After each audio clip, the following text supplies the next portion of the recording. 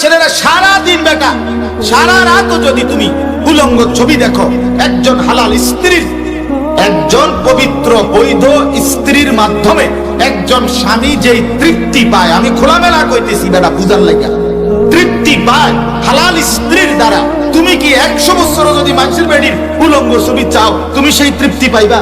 তো তুমি কিত্তা হুদা হাও বেডি চাও, তুমি এই প্লাস্টিক চাইয়া লাভ কি? কথা কর না।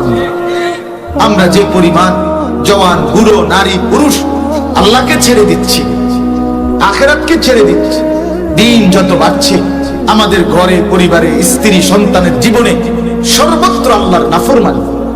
আমাদের চোখের সামনে ছেলের বউ পর্দা করে না, আমরা মেনে নিচ্ছি। নিজের বিবি পর্দা করে না, আমরা মেনে নিচ্ছি। আমাদের চোখের সামনে আমাদের 16 বছরের ছেলে, আপন সন্তান, আহা আমার ঘরে ঘুমায়, কোনদিন ফজরের নামাজ পড়ে না, আমরা এটা মেনে নিচ্ছি। এটা মুসলমান হয় কেমন? মুসলমানের আখলাক এভাবে হয় কেমন? ওই মুসলমান তো চিৎকার করে কাঁদার কথা, ওই মুসলমান তো মাটিতে গড়াগড়ি খাওয়ার কথা। আরে আমার কি হবে? আমার ফ্যামিলির তো কেউ নামাজ পড়ে না, আমি দুনিয়ায় কেন আসলাম? আমার জীবনে আমি কি করলাম? আমার অর্জন কি? তাই আমার অর্জন কি? আমার বাবা প্রাইমারি স্কুলে মাস্টারি করতেন, আমার আব্বা একটা মসজিদে ইমামতি করতেন, 43 বছর এক মসজিদের ইমাম ছিলেন আব্বা। আলহামদুলিল্লাহ, বাবার এই কষ্টের অল্প কয়টা টাকা দিয়া সারাটা জিন্দেগি কষ্ট করে, আমরা তো 5 ভাই, আলহামদুলিল্লাহ 5 ভাইকে আল্লাহ আব্বা আলেমে দ্বীন বানাইছে। কতজন কত কিছু কইছে আব্বারে।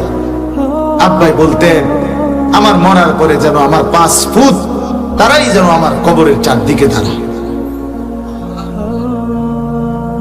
কি মিয়া জিন্দেগি? আমরা যারা দিন মানে, যারা দিন মানে না, উভয়ই তো দুনিয়া ভোগ করতেছে না। যেই বাজারে আপনারা পাঙ্গাস, তেলাপিয়া, ফুলকপি, পাতাকপি, ধনিয়া পাতা, কাঁচা মরিচ, পারবের মুরগা, কক মুরগা, এটাই তো কেনেন নাকি আর কিছু? তো ইমানদার তো এগুলোই কেনে, নামাজি মানুষ তো এগুলোই খাচ্ছে। তো আপনি আলাদা কি ভোগ করতেছেন? দুনিয়া আলগা কিতা ভোগ করছেন? আমরা যদি নিষ্ঠে পাও দিয়ে আড়ি, আমরা মাথা দিয়ে নিয়ে আড়েন, তো আপনি কিতা ভোগ করছেন? কি আপনি সোফাত বইছেন, আমি সোফাত বইছি না কোনদিন। কথা বলে না কেন? আপনি টাইলসের ঘরে থাকেন, আমি কি মাটির ঘরে থাকি? আমার ঘরে তো টাইলস আছে, তো কি লাভ হয়েছে? কি আল্লাহকে ছেড়ে দিয়ে লাভ কি? বলেন না, আল্লাহকে ছেড়ে দিয়ে লাভ কি?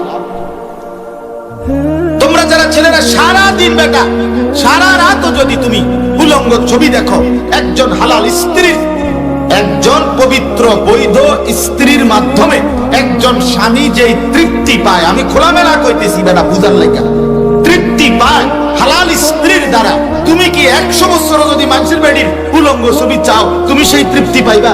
তো তুমি কিত্তা হুদা হাও বেডি চাও, তুমি এই প্লাস্টিক চাইয়া লাভ কি?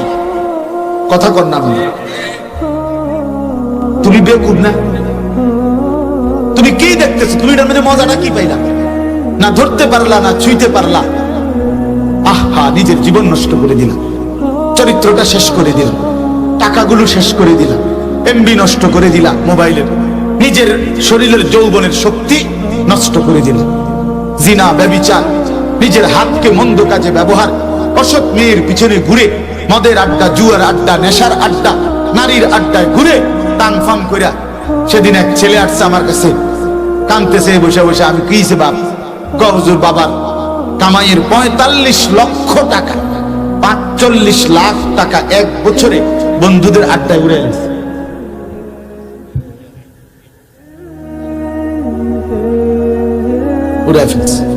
আরেক ছেলে আসছে ও উত্তরবঙ্গের দিক থেকে আমার কাছে, আইসা কাঁদতেছে, জড়ায় ধরা। কি হয়েছে বাপ তোমার?